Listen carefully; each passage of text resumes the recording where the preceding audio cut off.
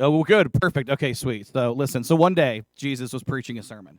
And most of Jesus' sermons are like largely happy and encouraging and positive, but this one was not. This one was really a downer. And it's a hard thing as a preacher to know, like, when do you encourage people and when do you discourage people and when are you trying to be convicting? And it's a hard balance. And on this particular day, Jesus was just, he was just downer Jesus. Like, he was talking about how, like, the religious leaders were terrible. They were all hypocrites, and all these people who were following these religious people were also going to be hypocrites if they did what those people said. And that's a hard pill to swallow, because these are the leaders of your world. Like, in their culture, like, they were everything, right? And so it was a very religious world. And so Jesus was basically saying, like, don't follow those people. And that was tough. And Jesus was also talking about how, like, this is always fun. He's like, don't be afraid of the people who want to kill you. And it's funny because, like, if somebody tells you the sentence, don't be afraid of the people who want to kill you, all you hear is people want to kill you. That's it. And even if you did hear, like, don't be afraid of the people who want to kill you, it's like, how do you do that? Should you? There's a reason we have fear. Like, it's just a hard thing to, like, not be afraid of the people who want to kill you. And then he follows all of that up by just talking about, he's like, look, God loves everybody, but everybody else is horrible. Like, there's no value to human life. God just values everybody, but nobody else has any value for anybody. Nobody cares about you. Nobody cares about anybody else. And it's just, and again, like, Jesus, he's trying to, impress upon them a very specific point, but it's a hard thing. And so you can kind of imagine what it's like when you get this huge crowd of people and Jesus preaching, and he's being very, not just negative, but, like, convicting. Like, he's trying to get people to be introspective and think about what their values are and who they're following and who they want to be and how they want to live and all of those things. As you can kind of imagine, like, the room is very somber. It's very, kind of quiet. There's not a lot of chit chat. And it's at that moment that the whole thing gets interrupted by a guy who, like, raises his hand. He's like, Jesus, my dad died and my brother is supposed to give me half the estate and he won't. Could you tell him to give me my money? And, like, everybody in the room is like, what just happened? What was that? Like, I don't give you've ever been you've been in these situations where, like, one guy in the room can't read the room. It's always a guy, by the way. This story could not have happened with a woman. Like, the woman would have been able to read the room better than this. But the man's like, here's the time. Like, it's like going to a funeral and, like, in the middle of the funeral, like, they just read the obituary and some guy's like, hey, preacher, where's the nearest Dairy Queen? I gotta get me one of them dip cones. And I didn't see one at this exit. What exit is it off of? Like, I suppose there's a world where you could convince yourself that's a good question. Like, I, as well, want to get me a dip cone. Those are the best. I've made this argument as a side point. Everybody goes crazy about, like, other ice cream. I just want Dairy Queen. I don't know what they put in that, but it can't be healthy because it's delicious. So that's what happened, is the guy interrupts the funeral with Dairy Queen, and the guy interrupts the sermon with, the money thing. And so Jesus, like, he kind of has no choice because the guy's just sitting there. And I've been in this position before, like, where somebody just, like, interrupts the sermon for no reason, and you got to, like, make a decision as to what to do. And Jesus decides, okay, well, he wants to derail everything. I'll go with it. I don't care. This will be good. And so he tells the guy, he's like, well, first of all, like, I'm not a judge. I don't know why you're asking me to do this. Like, there's legal channels to legally challenge your brother's claim on the estate. You should go do that. Like, I'm not a judge. He's like, but also, like, you should probably ask yourself why that's the thing you're thinking about right now. Like, why you're thinking about money and wealth. Because your life, he's like, man, I got to tell you, your life is more than what you have. Your life is more than what you possess. It's more than your bank account. Jesus tells him, your life is more than your possessions. And this guy doesn't seem to understand that. So Jesus actually, he's like, okay, I had a different story, but let me tell you this story. And he tells the whole crowd, but mainly just this guy, a parable to try to explain what life is and should be. And the story goes like this. Jesus said, okay, there was once a man who was very successful at what he did. He was a farmer, and he had this huge farm, this huge plot of land, and it was really, really fertile. Like, he'd worked really hard, and the land was particularly good to grow crops in. And so, year after year, over and over and over, every time he planted and harvested, he got more and more. And he got to the point where he was so successful that he didn't actually know what to do with all of the harvest that he had. Like, he would go and he would try to sell it, and the people were like, "Well, I'll give you all I've got, but I don't have enough money to pay, for all the crop you have." Or, like, he literally had so much that he couldn't get rid of it all because he was so good at farming. He was so successful. His land was so fertile. And so he decided he needed to take stock of the life that he was living and what he was doing. And he said, okay, I can do a lot with these crops. I've got these excess crops. I've got a lot that I could do with them. And he thought about all the things he could do. He could give it away. He could start a charity. He could, just share with his neighbors. He could, whatever. He could do all sorts of things. And what he decided to do was take the proceeds that he had all of this time and build the biggest barns in the world. Just like the biggest barns. Because he said, okay, well, if I can't get rid of all of it, I'll just save it all. And year after year after year, I will take all of my crops, I'll take all of my wealth, everything, and I'll dump all my money into this farm, and I'll build the biggest barns anybody's ever seen. I will save, I will keep, and I will fill these barns with so much wealth, so much grain, so much of this crop, so much of everything, that then I'll never have to work again. I'll just take it easy. And then I'll tell you what I'm going to do. I'm going to eat the best food. It's going to be so good. And I'm going to drink the best wine. Like, so much of it. And I'm going to go to the best parties. I'm going to eat. I'm going to drink. I'm going to be merry. I'm going to have, the world is going to be my oyster. It's going to be incredible. And that was the plan of this man, right? Like, he'd been so successful. That's what he wanted to do with everything that he had. And then God decided to speak to him. Because every now and then God shows up and speaks to people, and God speaks to the man, and he says, you are a fool. Like, you are just so dumb. I don't know what you missed. But you realize that, like, you're not going to live forever, right?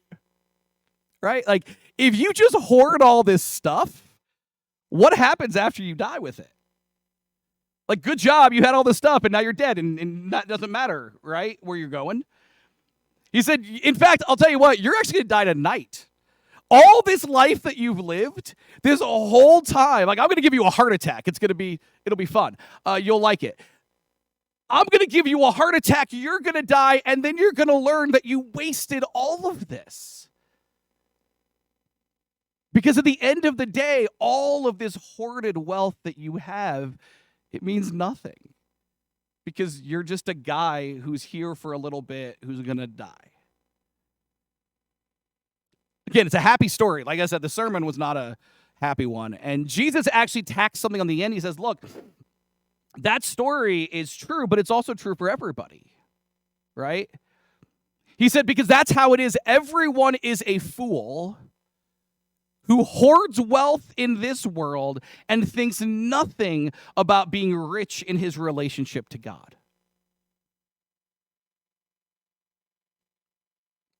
Now, that's kind of a story that's like very on the nose for us. I think it's really important we say out loud to ourselves over and over and over, we live in the most affluent, wealthiest nation in the history of everything. Like, if you think about like decadent, nations that just had everything in history, like you watch like the History Channel or whatever, and you see like, oh, this nation had everything. Just please know we have more. Like in 1,000 years, whatever History Channel, like they're piping into people's brains or whatever it is, then they're going to talk about us. The way we talk about, other people that went before us. Like, because we are the wealth. Like, so anytime Jesus talks about money, we should always kind of pay attention because that's sort of on the nose for us. It's sort of directly at us. Jesus is not really preaching as much as he's stepping on our toes. There's other cultures, other people who have nothing that they can kind of just like, oh, okay, that's for rich people. Okay, but that's us. We're the rich people. But I think the thing about this story that is like, and I don't need to explain what this story means, like it's pretty obvious, but I think what's interesting about this story is that, yes, it is about money, absolutely. Yes, it's about wealth, but it's actually about something else. And I think this is also really important, as we are the wealthiest nation, in the history of anything, to recognize that money's never the goal, right? What is money? It's green paper. You can buy green paper by the ream at Staples. Like, what is money? Like, money is not the thing. Money is a means to an end. People don't accumulate money because they want to just have all this money. That's not the point. I mean, like, maybe some people do, but those people, I don't know, ridiculous. But, like, the point of having all the money is so that you can, what? Eat, drink, be merry. You can, like the man in the story, you are able to do exactly what you want, when you want, where you want, how you want. The point of having wealth is wealth gives you the ability to be fully autonomous. And each step of wealth you get, like the more you get, the more autonomous you are. The more you have, the more you get to decide what you're going to do. That's the value of wealth, is that no one else gets to tell you anything. And that's dangerous. Because remember the parable. What does the guy want to do when he can do anything? Well, he can do whatever he wants. And God's like, yeah, but you're going to die, so who cares? Like, it's all a charade. We're not actually autonomous. We don't actually get to decide our fate. Human beings, as it turns out, we are very limited by all sorts of things, right? Like you could talk about, like, well, I want to do anything, right? But, like, go dunk a basketball. Can't really do anything. Like, I mean, like go fly a plane. Like, most of us can't. Like, there's all sorts of things that, like, you just can't do, right? Like, go do, like, a backflip. Like, it's like some of you can't. Like, we are all limited by our circumstances. And the hilarious thing is, so often we spend all of our time that is, like, good. Is a little bit of editorializing, but we have all this time in our lives that, like, we are, like, our bodies are healthy. We spend trying to hoard wealth for later on when we can't do anything because we're not healthy enough to enjoy it. That's a hilarious thing we love to do. The point is, there is this, it's an illusion to be able to do what you want, how you want, when you want. That's an illusion. The rich fool thought he could do that, but he was going to die. And you're going to die, and I'm going to die. And we have to understand that limitation. And all of this conversation reminds me of the saber-toothed tiger.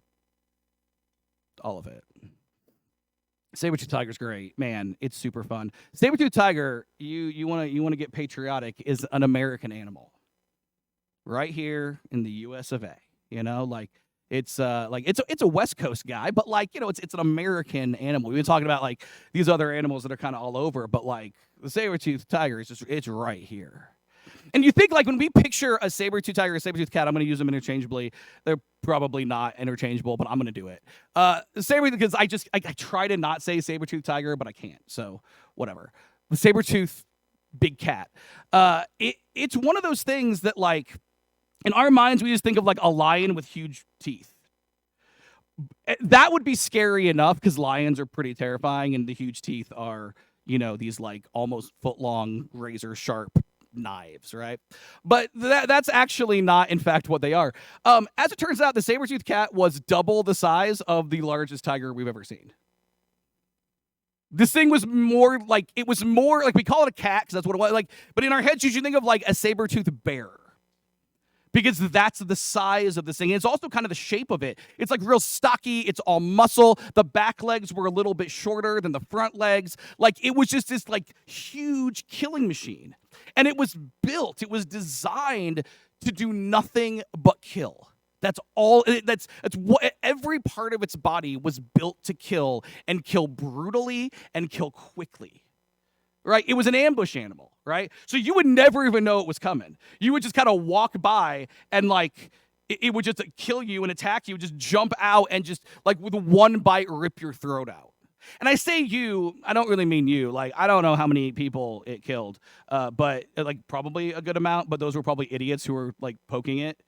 Like, you don't poke the bear, you don't poke the saber-toothed cat. But like its favorite food was buffalo. So that's the size of these things. And when I say buffalo, I mean buffalo that are way bigger than any buffalo we've seen. Like everything was bigger. This thing hunted buffalo.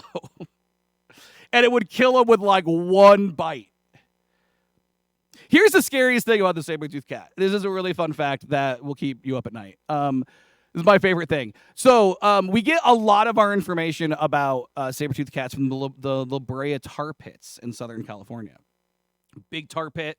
It's filled with tar, but on the top, it looks like there's water. So all these animals, for like millions of years, it's kind of funny, kind of sad. For millions of years, these animals would think that that's like a watering hole, and then they would like fall in, and then they would die because it's actually tar. And so we have thousands and thousands and thousands of saber-toothed cat bones because they're in the La Brea tar pits. And we actually have thousands and thousands of them that they're wounded. Like they broke a leg, they broke a hip, they, something. They're wounded animals. But we know that the wound didn't kill them. The tar pits did. And that has led scientists to one terrifying conclusion, which is that the saber-toothed cat must have been a social animal. They must have gone and hung out in prides, like, modern lions. Because, the animal couldn't, if it's got like a broken hip, that's hard to hunt. So while it's healing, something else does the hunting. They all share the kill, all of that, right? Which means our ancestors who lived contemporaneously with is that a word, contemporaneously? Lived at the same time as saber-toothed cats for like, a couple 100,000 years. They like there's like hunters who like topped a hill, like, and they just saw like 50 saber-toothed cats, and they realized, well, that's how I'm dying. Like, I have stumbled into a place I should not have stumbled into. I'm in the wrong neighborhood. I'm on the wrong side of the tracks. This is bad. I think like one saber-toothed cat is bad, but like 50 is awful. Like I can't get over it. So the thing about it is saber-toothed tigers, cats, whatever, they lived for like 20 million years. They were an apex predator. Nothing hunted them. They were huge, all of that. So the question is, what in the world possibly could have killed them? Especially in a world where we have big cats, lions, panthers, tigers, things like that. What could have killed them? Also knowing that it wasn't people, okay? Like, boy, are we arrogant when we think it was us. It was not us. We're going to talk about next week something that we killed, and it's not scary at all, okay? We didn't kill the scary stuff. Please, we're not that cool as a species. So what killed them? Well, last week, as we talked about, that about 11,000 years ago, the ice age that gripped the planet, it broke. Like, for whatever reason, the Earth warms up and it cools off, and that's just what the Earth does. And about 11,000 years ago, there was an ice age that stopped being an ice age. And it's interesting because everything that happened was everything on paper that a saber-toothed cat would have wanted. So, as I've already mentioned, the buffalo was the favorite food. That was what the saber-toothed cat hunted more than anything else. And so, if I tell you that, like, the ice age breaking up is the best news in the world for the buffalo, that makes sense that it would be the best news in the world for the saber-toothed cat. And to a point, it was. You see, what happened was the Earth warmed up, and the grasses that had existed in, Southern California, in Mexico, and all of that part where they were, all of the Arizona, all of that, just the whole West, the grasses changed. And in fact, because it was warmer, the grasses were far more nutritious. That, as it turns out, was a problem for almost every animal that existed that ate grass. Because more nutrition meant more digestion. And animals there's this ancient horse that existed forever around here. And it simply, this is a bonus extinct. It couldn't digest the grass anymore. There's no spiritual lesson. Its stomach wasn't built for it. So it died out. Okay. But see, a buffalo has a 4-chambered complex stomach. It can digest like a Volkswagen. So like the grass was great. Like it was more nutrition. Like they could break it down, they could do all that. And so the buffalo population exploded while everything that it competed with died out. Again, great news to the saber-toothed cat. It loves to eat buffalo. It's great. But see, with the population explosion, there's certain things that happen evolutionarily that happen with a population explosion. And two of those things for the buffalo were that the herds got bigger because there were more of them. And in a related story, the buffalo got smaller. Buffalo got smaller because that's, again, just what happens. So that's a whole long conversation. It's just what happens. When there's fewer, they get bigger. When there's more, they get smaller. That's how it works. That was catastrophic for the saber-toothed cat. Like, and also massively frustrating. Imagine a Golden Corral buffet you can't eat. You see, because they're ambush predators. Bigger herds mean more eyes looking out for predators. It means fewer stragglers. Hunting just became 1,000 times harder because everything's watching out for you. And there's nobody's by themselves. They're all in these giant herds. And then off the off chance that you find a straggler and you're able to eat them, able to kill them, well, you better do it quick. Because if you miss, the smaller buffalo is now way faster than the bigger buffalo was. And you are not built for speed. You're a bear. Like, you've got stubby little legs. You're built for like a short burst of attack, not for running anything down. And then if you go through all of that, you get like the one straggler that's off from the herd. Now you finally are able to attack it, but whatever, you finally go through all that. Now your kill is way smaller than it was before, which means you've got to kill exponentially more than you did before. What seems like everything the saber-toothed cat wanted, okay? Buffalo growing in abundance, the herds getting massive, their favorite food right on a platter in front of them. What seemed like on paper everything a saber-toothed cat wants was exactly the reason it died. They weren't able to hunt these things, and there was nothing else to hunt. You see, that's the lesson of the rich fool. That's the lesson of the rich fool. Everything he wanted was everything. Everything he wanted was barns filled with, grain and crops and storehouses and everything. And the ability, what that did for him was the ability to do whatever he wanted, however he wanted, whenever he wanted it. But when he spent all of this time doing what he wanted to do, he ended up spending no time doing what he needed to do. That's the way this works. You can't get everything in life. I know that's hard to hear, especially like when you're under 20. You can't get everything in life. You can get what you want, or you can get what you need. Very often, most of the time, life is a choice between those two things. And the saber-toothed cat died out, and the rich fool was called a fool by God. And you and I really need to learn from that. And I'll tell you why. I just need to pause the sermon and give a disclaimer, okay? Everything I'm going to say, I have no ability to be unbiased about. Like, we're talking directly about me and like my job and what I've given my life to, okay? Like, there's like, understand if you're like, well, it's convenient Drew saying that. Like, yeah, it is. Like, I am just telling you, I have a clear bias here. Okay? We are not trying to give you an objective view here. It's not what I'm doing. But see, here's the problem, and here's why we need to say what I'm saying right now. The church has created for itself a situation where, and particularly in America, we are in the business of trying to give people what they want. what we do. Right? Like when we try to tell people why they should go to a church, what do we say? Well, I like the preacher. Well, I like the music. Well, the people are nice. Well, they got this program for the kids. They got this, they got that, they got this, they got that. Look how fancy that is. Light machines, fog machines, Starbucks coffee in the lobby. You know, you don't have to talk to anybody, just sit in the back, it's fine. Guys, I'm telling you, I went to Bible college 22 years ago, and you obviously learn how to be a preacher there. And so we had these classes on like how to grow a church.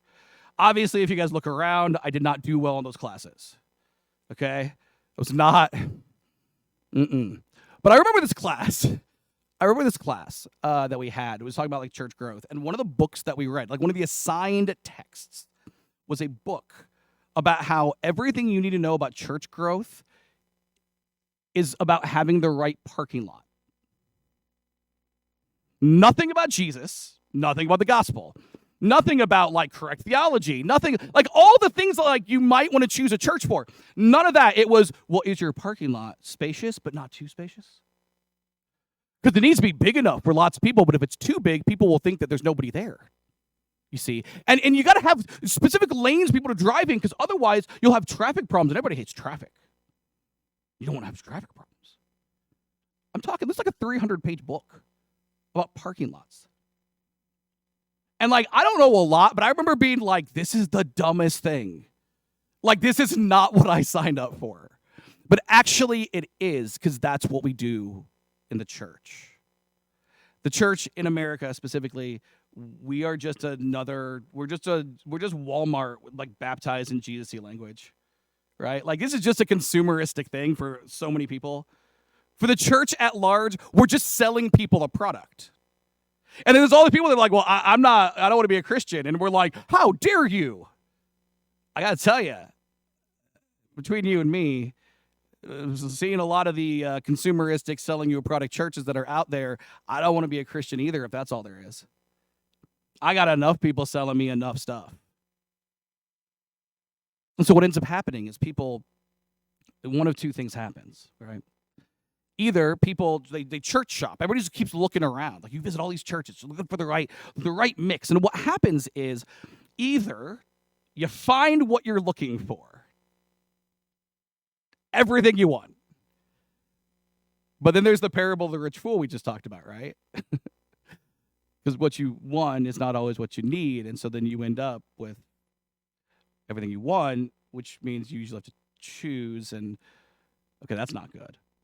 Or then there's the frustration that people go through when it's like, well, I can't find the right church. I visited like 35 churches and there's something wrong with all of them. What ends up happening is, no matter what it is, both people largely end up abandoning church.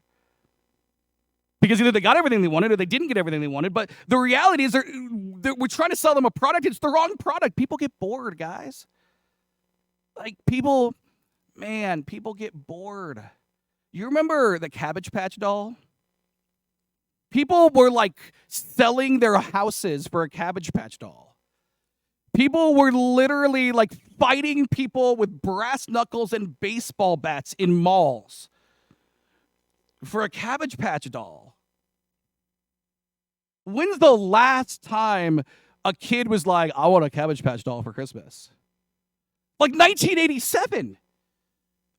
Somebody right now is in prison because they committed a violent crime to get a Cabbage Patch doll in 1983. And they're still there. And nobody's cared about that in 35 years. We get bored. That's the problem with trying to sell people something. People get bored. And I'm not saying, like, please don't, like, when people, like, okay, you don't have to go to church to be a Christian. Boy, is that you don't have to. Like, I will tell you, like, it maybe is self-defeating as a preacher for me to say that, but, like, it's the truth. But I will tell you, of the people that decide that they don't want to be Christians anymore, that their faith goes extinct for the series, it's disproportionately the people who decide to stop going to church.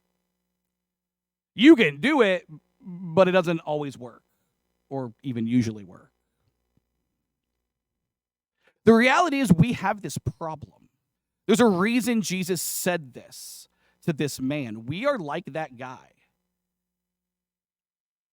We want what we want, how we want, when we want it. And we live our lives in pursuit of those things. And at the end of the day, that very often is why we lose our faith. So what do? Well, we just listen to Jesus. So one day Jesus was talking to his disciples, and it was getting to the end of his ministry, and he's like, hey, look, I got to tell you what's going to happen. I'm going to go to Jerusalem, and they're going to arrest me, and they're going to torture me, and they're going to kill me. And I'm going to come back from the dead. You'll like that part, but please understand what we're doing here. And the disciples are listening to Jesus tell them this, and like, they don't really know what to do with it. Well, they do. They don't like it. You know, because the disciples of Jesus, we have to remember, like, they're best friends. They hang out every day. Like, for years, they hung out every single day. Of course, they're best friends. And they're like, well, I don't want you to do that. I don't want you to die. I don't want anybody to even be mean to you. I get mad when somebody says mean things about you. I don't want you to get tortured and killed. You know how you feel about your friends. You know, like, you do anything for your friends. That's how the disciples felt. Peter, at one point, tries to fight an army for Jesus with a sword. He's a fisherman, guys. He's not John Wick.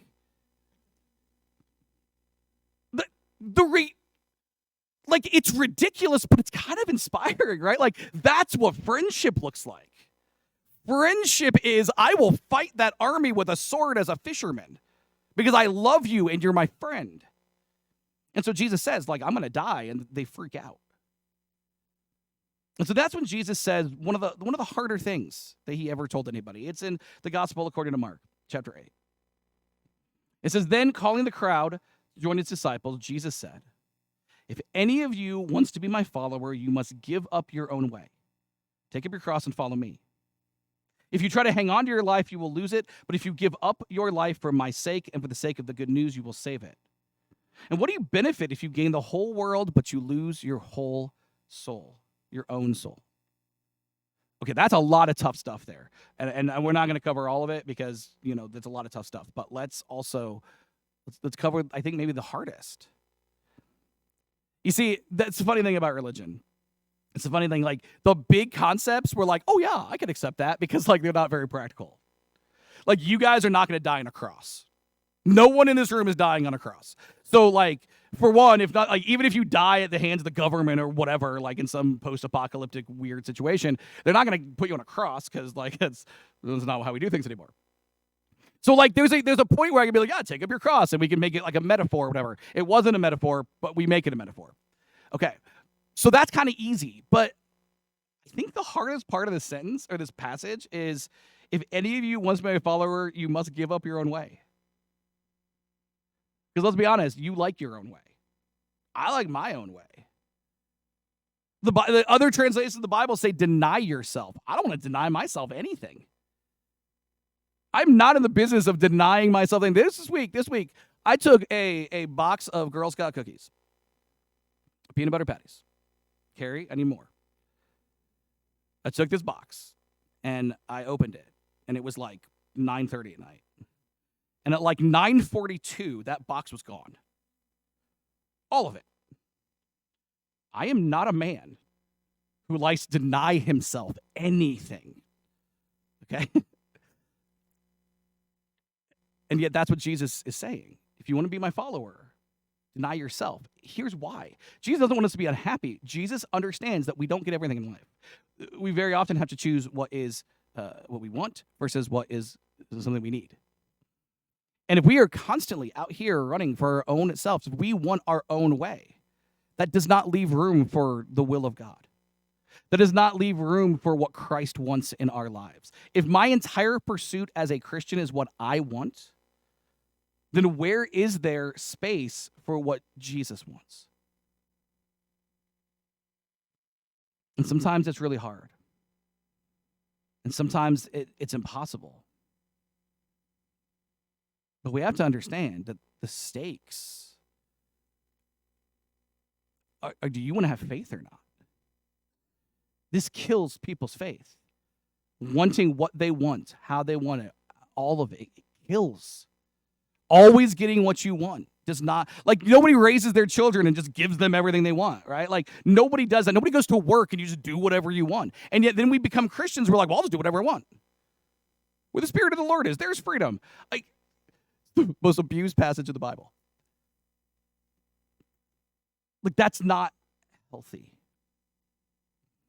And unfortunately, we live in a very consumerist society, and the church is part of that. And we just feed into it. Hey, I got a better thing to sell you than those guys up the road. I gotta say it.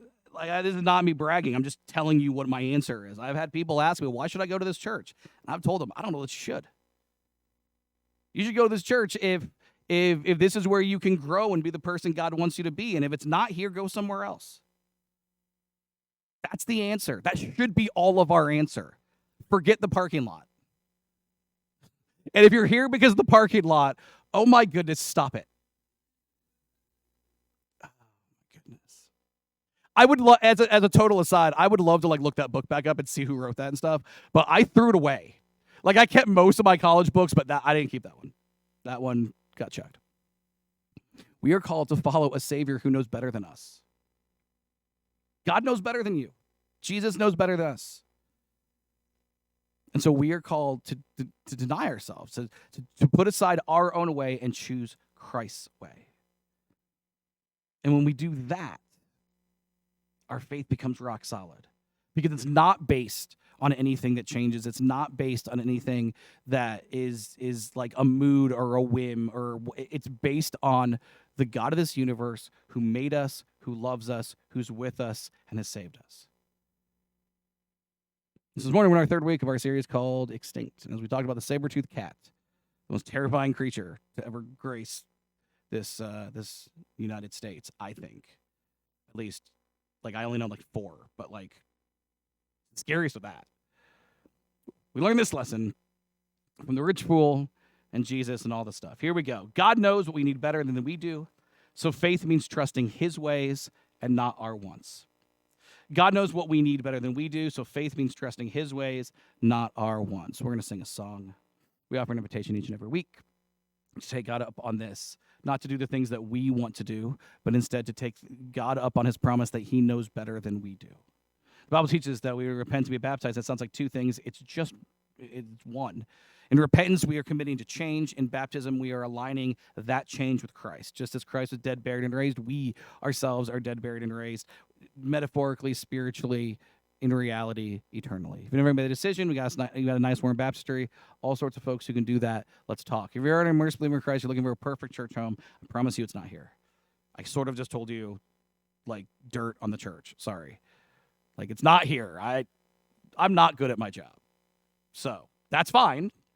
It's fine. If you want to go to a church, it's not perfect, and where the preacher is sort of terrible, here we go. Let's talk. In the meantime, let's sing a song, and let's end the sermon, because I'm rambling related to the previous sentence. Here we go.